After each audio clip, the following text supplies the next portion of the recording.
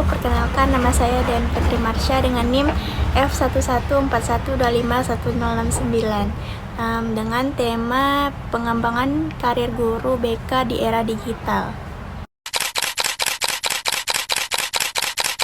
Mengapa sih pengembangan karir guru itu penting, khususnya bagi guru bimbingan dan konseling atau konselor di sekolah?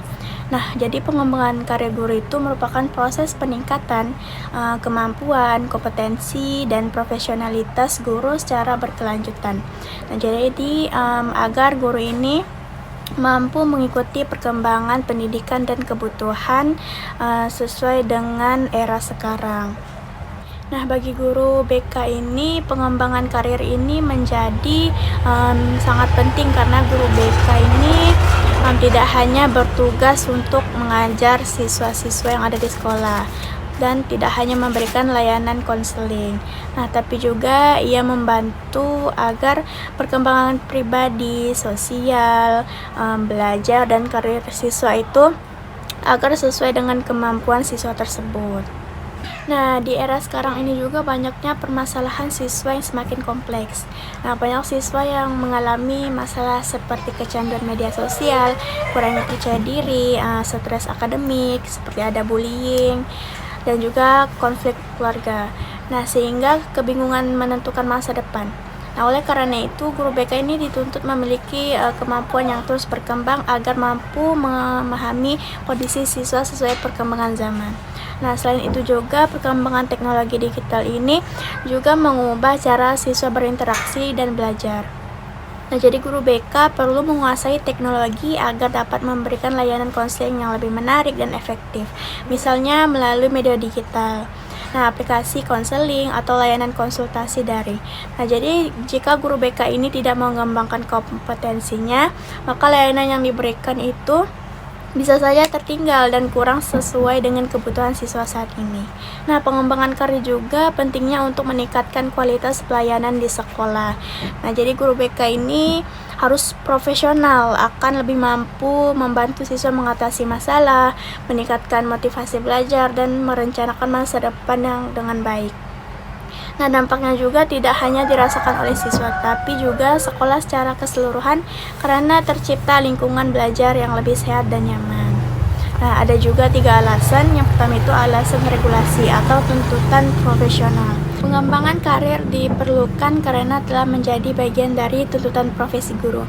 Nah, jadi guru ini diwajibkan untuk terus meningkatkan kompetensinya melalui pelatihan, seminar, workshop, penelitian, maupun kegiatan pengembangan profesional lainnya. Nah, dengan adanya pengembangan karir ini, guru BK dapat memenuhi standar kompetensi yang ditetapkan dan menjalankan tugasnya secara profesional. Nah, yang kedua itu ada alasan psikologis. Nah, jadi pengembangan karir ini membantu meningkatkan rasa percaya diri, motivasi kerja, dan kepuasan profesional guru. Nah, guru BK yang terus belajar akan merasa lebih siap menghadapi berbagai masalah siswa yang semakin kompleks seperti kecanduan media sosial, masalah kesehatan mental, konflik keluarga, hingga perencanaan karir siswa. Nah, sebaliknya, guru yang tidak berkembang dapat merasa kurang percaya diri dan kesulitan mengikuti perubahan zaman. Nah, yang ketiga ini alasan mutu layanan BK. Nah, jadi tujuan utamanya itu pengembangan karir adalah meningkatkan kualitas layanan kepada siswa. Nah, jadi guru BK yang memiliki kemampuan dan pengetahuan keterampilan terbaru akan mampu memberikan layanan konseling yang lebih efektif, kreatif, dan sesuai dengan kebutuhan peserta didik. Nah, hal ini berdampak pada peningkatan kesejahteraan psikologi siswa, keberhasilan belajar, dan perkembangan karir mereka. Selanjutnya, apa sih masalah-masalah utama pengembangan karir guru di zaman sekarang atau di era digital? Yang pertama itu kurangnya informasi dan pelatihan. Nah, jadi guru BK belum memperoleh pelatihan yang cukup mengenai konseling digital, kesehatan mental remaja, dan pemanfaatan teknologi dalam layanan BK. Nah, yang kedua itu ada akses pengembangan profesional terbatas. Nah, jadi itu tidak semua sekolah memiliki fasilitas yang memadai untuk mendukung pengembangan kompetensi guru seperti pelatihan, webinar, atau workshop yang relevan. Nah, jadi yang ketiga itu ada juga motivasi pengembangan diri yang rendah. Nah, sebagian guru itu masih merasa nyaman menggunakan metode lama. Nah, sehingga kurang terdorong untuk mempelajari keterampilan baru dibutuhkan di era digital sekarang. Nah, yang keempat itu ada beban administrasi yang tinggi. Nah, jadi tuh guru sering disibukkan dengan berbagai tugas administrasi sehingga waktu untuk mengikuti kegiatan lainnya itu seperti pengembangan karir menjadi terbatas. Untuk kasusnya yaitu yang saya pilih, seorang guru BK ini di sebuah SMA mengalami kesulitan memberikan layanan konseling kepada siswa yang mengalami kecanduan media sosial. Nah, guru tersebut masih menggunakan metode konseling konvensional dan kurang memahami pemanfaatan teknologi digital dalam layanan BK. Nah, akibatnya itu siswa kurang tertarik mengikuti layanan konseling dan masalah yang dialami siswa tidak tertangani secara optimal. Nah, untuk menganalisis solusi dari perspektif BK, yang pertama itu meningkatkan kompetensi melalui pelatihan dan webinar. Nah, jadi guru BK ini perlu secara aktif mengikuti pelatihan, webinar, seminar, atau kursus online yang berkaitan dengan konseling digital, kesehatan mental remaja, dan perkembangan teknologi pendidikan.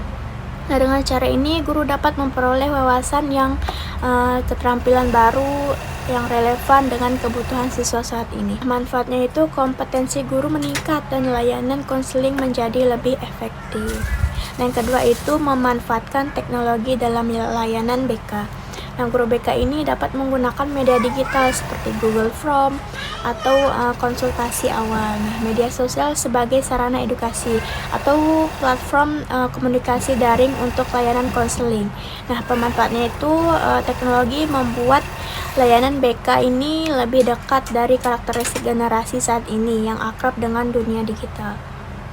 Ada lagi manfaatnya seperti siswa lebih mudah mengakses layanan BK dan lebih nyaman dalam berkonsultasi. Nah, yang ketiga itu membentuk komunitas belajar guru BK. Nah, jadi itu guru BK dapat bergabung dengan komunitas profesional atau organisasi seperti APKIN untuk berdiskusi.